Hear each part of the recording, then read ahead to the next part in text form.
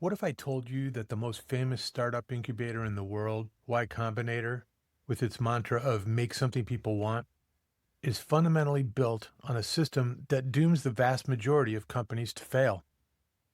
And what if there was a better way, a much better way? Stick around, because I'm going to show you a new model for building companies that actually solves problems and has a much higher chance of creating real, lasting value.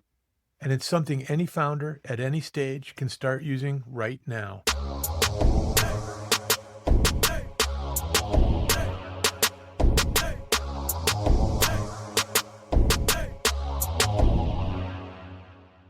All right, let's pull back the curtain on Silicon Valley's golden child.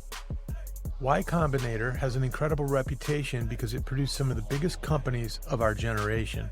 But here's the paradox they don't put on the homepage.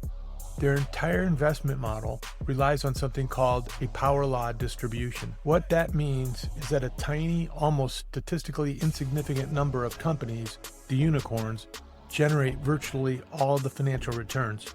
The success of an Airbnb or a Stripe is so massive that it pays for all of the other investments, thousands of them, that go to zero. Think about that. The model isn't designed to make every company successful. It's designed to be a net that's wide enough to catch a few generational lottery tickets. For YC's partners, it's a brilliant financial strategy. But for you, the founder, it means you're buying a lottery ticket. So, how do they tell you to find your way? With the famous mantra, make something people want. It sounds so simple, so profound. But as a guide, it's a deeply flawed compass. Why? Because want is fickle. People don't always know what they want, and what they say they want is often completely different from how they actually behave. If I asked you in 2005 if you wanted a service where you'd get into a stranger's personal car, you would have said no. If I had asked you if you wanted a 140-character messaging service, you might have shrugged. This vague advice leads to what's called the spaghetti strategy. Build a product, throw it against the wall, and see what sticks. It's a recipe for wasted time, wasted money, and founder burnout. It forces you to look for a problem that fits your shiny solution when you should be doing the exact opposite. So if wants are the wrong thing to focus on, what's the right thing? It's the struggle. This is the core idea behind a framework called Jobs to be Done. It says that people don't buy products, they hire them to get jobs done in their lives. You don't buy a lawnmower, you hire it for the job of maintaining a tidy and respectable looking lawn. You don't buy a project management tool, you hire it for the job of moving a complex project forward with a team. When you start looking for the struggle, the moments where people are frustrated using workarounds or just giving up, that's where you find the real opportunities for innovation. The job is the anchor, it's stable. The struggle is the signal. This brings us to the new model, a system designed from the ground up to focus on that struggle and reliably build solutions for it. It's called the Progress Foundry. The Foundry isn't an incubator that plays the lottery. It's a system that methodically de-risks innovation by putting the customer's job at the center of everything. It's designed to help founders get their job done, which is to transform an idea into a capital-efficient business that solves a real problem. So how does it work? It's a simple three-phase process. Phase 1, de-risk the problem. Before you write a single line of code, you spend all of your energy here. The goal isn't a minimum viable product, it's a minimum viable problem. Conduct deep interviews to find a real struggle and map out every single underserved need the customer has. This is where you find the gold. Phase 2, you co-create the solution. Now you build, but you're not guessing anymore. You have a blueprint. You use the customer needs you uncovered in Phase 1 to design a solution that is measurably better than anything else on the market. I did say measurably. Phase 3, scale the impact. This is growth. But your marketing isn't about features, it's about the struggle you solve. Your sales process is about finding customers with that job. Your product roadmap is guided by making the solution even better at doing that one specific job. It's focused, efficient, and powerful. The most powerful innovations that come from this process do something I call elevating the level of abstraction. They don't just add more features, they get the same job done with fewer steps for the user. Think about it. The job is get a home-cooked dinner on the table. The old way required you to be a master of many tools.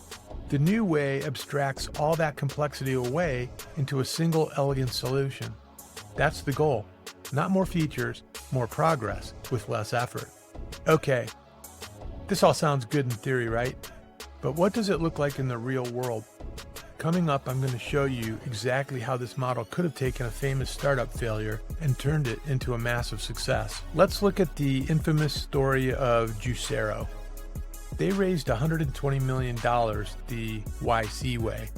They had a brilliant idea for a high-tech juicer. They spent years building an incredibly complex machine before they truly understood the job their customers were hiring for. What was the job? Get a healthy, fresh juice with minimal effort. The Juicero machine, with its expensive price tag and reliance on specific packets, didn't get that job done better than buying a bottle of juice. The company failed spectacularly. Now imagine Juicero went through the Progress Foundry.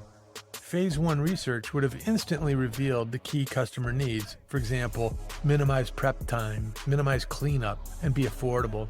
The team would have realized that a complex $400 machine was the wrong solution. Maybe they would have created a subscription service for pre-chopped fresh ingredients, or a simpler, easier to clean blender. They would have solved the actual struggle instead of falling in love with their own idea. That is the difference between failure and a sustainable business. So what does this all mean for you? The benefits of this jobs-to-be-done driven approach are massive for everyone involved. For founders, you get a higher chance of success, you stop guessing and start solving, you build with confidence knowing you're working on something people genuinely need. For investors, it means less wasted capital. You're not just betting on a charismatic founder, you're investing in a validated customer problem. You'll see more base hits and doubles, more profitable, sustainable companies, which is a much healthier foundation for a portfolio than just hoping for one grand slam. And for the world, it means more companies focused on creating real-world impact by solving actual human struggles, not just building another frivolous app. So what do you think? Is the Y Combinator model broken? Could a focus on jobs to be done be the future of venture creation? I want to know your take. Drop your thoughts in the comments below. I read all of them.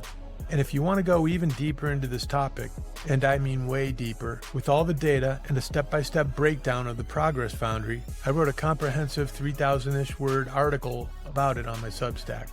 The link is right there in the description below or in the first comment, so check it out. Finally, if you got value from this video, do me a favor and hit that like button and subscribe so you don't miss the next one. We're going to keep dissecting the hype and finding better ways to build. Thanks for watching. Now, go solve a real problem.